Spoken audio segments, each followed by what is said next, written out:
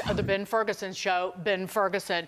Ben, before we get to Janet Yellen, what do you make of the decision by Robert Hur with Joe Biden? He has diminished faculties and faulty memory, or Trump? Yeah, Jump ball. It actually scares me that it's now in writing. We've all seen it on stage. We've all seen him blabber and mess up. We've all seen him talk to dead people and met with dead people in the last week and a half. 3 different times now. It's dead people he's met with.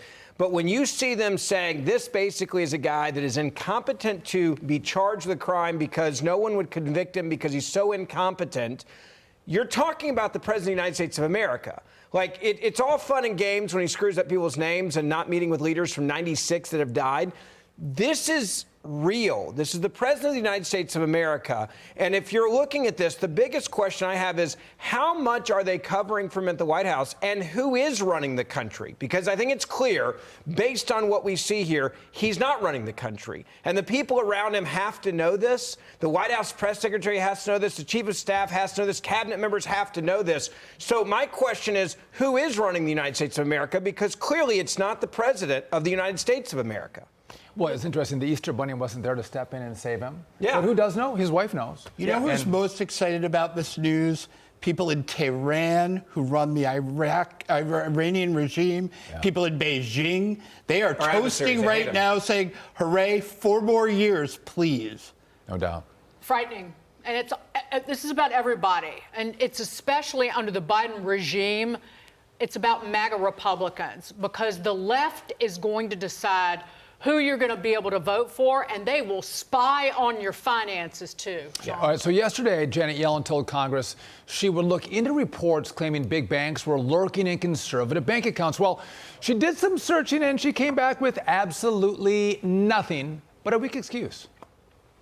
If you think about last month's revelation that FinCEN, that's a bureau that's under your watch, directed financial institutions to flag customers who demonstrated, quote, extremist indicators, like the words Trump or MAGA, or whether they made transactions to purchase religious books. Secretary Yellen, do you believe that people that purchase Bibles are extremists? I believe that the matter that you are referring to dates back to before my time as Treasury Secretary. I will get back to you with more detailed information when I've had a chance to study this thoroughly. Uh-oh, looks like she did it again.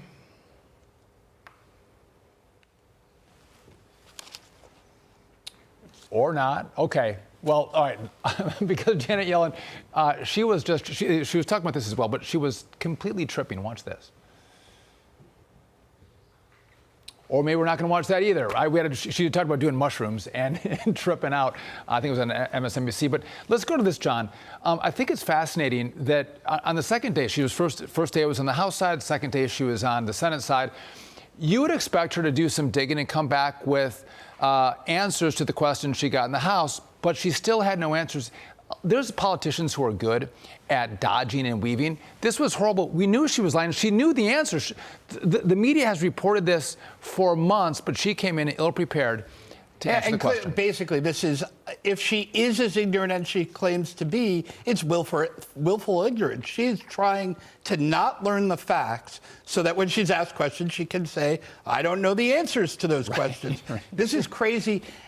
By the way, it's not reassuring that she says that this predates her tenure, because what we're seeing here is the deep state that regards American conservatives as terrorists. And that's what they're investigating. They are looking into people who buy Bibles, people who own guns, as potential terrorists. It's a pattern. Frankly, I bet they're looking into everybody at this table. Do you believe that people that purchase Bibles are extremists? The answer is no. Yeah. Did they pick her because maybe she wasn't scary looking? Because people would look at her and think, oh, Quaker Oats. Yeah, but the answer is yes, because they said that if you were a parent and you went to a conference with other parents at your local school board, you would be labeled as a domestic terrorist. We know that. That's a fact. So they look at that. They also, remember, had traditional Catholics spying on their people they go to church with and recruiting people to spy on them. So they do believe that Catholics are extremists.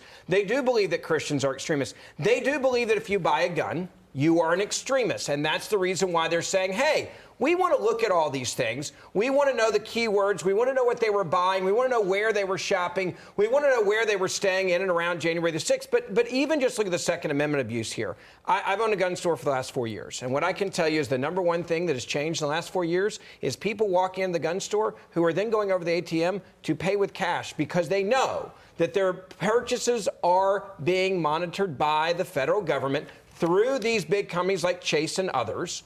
And they know that they're watching what they're buying, and they've seen it now. And so they've said, okay, we can't trust our federal government to not abuse their power. There's no search warrants here. There's no probable cause here. You're on a list because of the amount of money that you spend. Let's be very clear about that. Or because you sent money to someone and you used the word Bible or MAGA or Trump. So if you went to a Trump rally and it reimbursed somebody for, let's say, dinner and you put MAGA, right? You went to a Republican dinner and you put in the word Trump, you're now monitored by the federal government. That's not committing a crime. That's called freedom.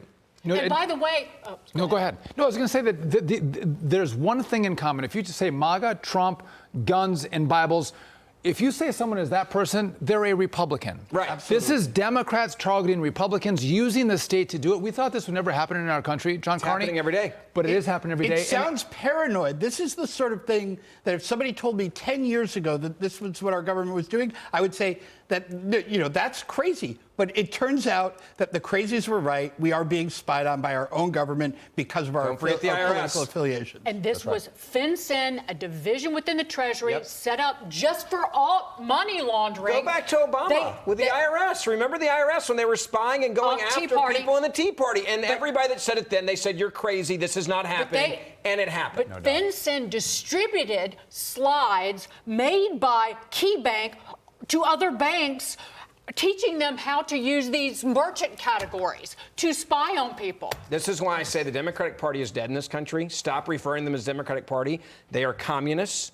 They are masquerading as Democrats, but communists do this in communist countries. And communists have been doing this for decades in communist country, and all they're doing is taking the same playbook out of other countries who monitor their people, they monitor the church, they monitor people that gather, and they monitor people and what they put online. How is America any different than any of those other countries right now and what the Democratic Party, which is the Communist Party, is doing to us today? The only way you stop it is you crush them in an election. But I mentioned that Janet Yellen was talking about tripping on mushrooms. She's also tripping on the status of the economy. Watch.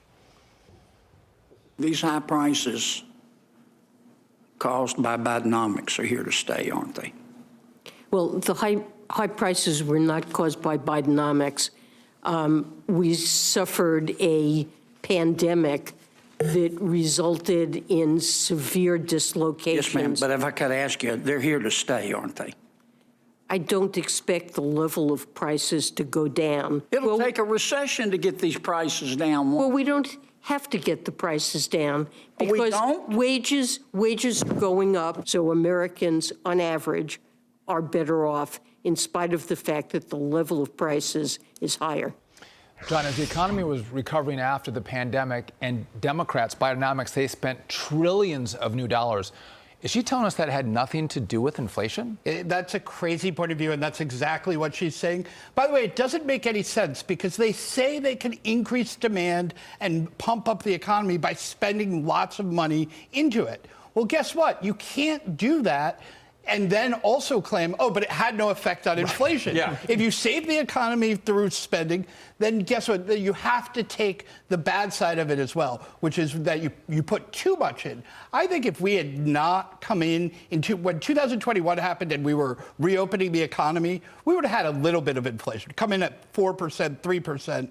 We would have gone up to 9%. What happened was they couldn't take the idea that the economy was recovering because of Donald Trump's policies. They needed to recover under them, so they pumped those Biden trillions in. That was Bidenomics, and it produced Bidenflation. And yet today, what was in the news? The majority of people in this country who are younger cannot afford to pay their rent. Not their house note, rent. There was a massive article about this today, that the majority of people in this country that are younger, that means 40 and under, cannot afford their rent right now. So when Janet Yellen says, oh, your wages are keeping up, tell that to the people that are trying to rent an apartment right now that can't afford it. That's even wrong. Jason Furman, he's a Democrat. He's worked in a Democrat White House. Yeah. If you X, he said in the last 3 years, real wages, inflation-adjusted wages, using the Atlanta tracker, which is the good wage tracker, real wages are down 1.2% over the last 3 years. Just go to the grocery store anywhere. Suck it, Janet.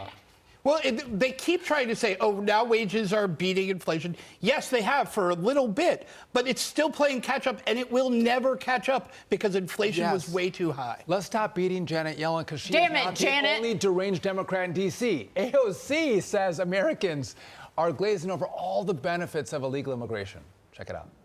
It is actually completely nonsensical that we do not talk about the enormous blessing, economic blessing that immigrants and immigration represents to the United States of America. And a lot of folks sometimes think that this is just a certain kind of immigrant, right? Like college educated or technical visas. All immigrants that we're seeing, this is the CBO estimate, immigration writ large is yielding enormous economic benefits to the United States. Wow. And economic benefits of drowning in debt so migrants could eat for free, get shelter for free, get medical care for free. How could we miss that? I don't know. But debt is a burden Democrats are willing to take on for the people that they love. And now that there'll be no border bill, we have left the illegal immigrants, we left them all down. We're sorry about that. According to one Democrat senator from Connecticut, Chris Murphy. Watch this. It has failed to deliver for the people we care about most, the undocumented Americans that are in this country. The people he cares about the most. The most. When I saw that, I actually said thank you. I'm glad he was out there on TV telling the truth to the American people. Screw you. We don't care about you. Our number one priority are the illegal immigrants because they're going to get to vote for us one day. We're going to give them amnesty. We're going to use them to fundamentally change this country. And we have said it now out loud. I tell people this all the time. When you hear AOC talk, when you hear Senator Murphy talk, believe them. Like, believe what they're saying. This is the whole game plan for the Democratic, Communist, Socialist, Marxist Party. They don't care about American workers. They don't care about American families. And he just said our number one priority is people that cannot vote for us right now. We're going to buy their vote. We're going to have them flood into this country. Who cares how many terrorists come across the border? We had more than we've ever had in the last 3 months of last year. We don't care about that. So what if something bad happens? Because we just imported 20 million people that will vote for us forever. It's a form of modern day slavery. We've been saying this is what they think, and now they're using their own words, saying, yes, this is what we think. Last word. Yeah, so look, AOC is dead wrong when she says there's a net benefit to Americans from illegal aliens coming in. It is a net cost.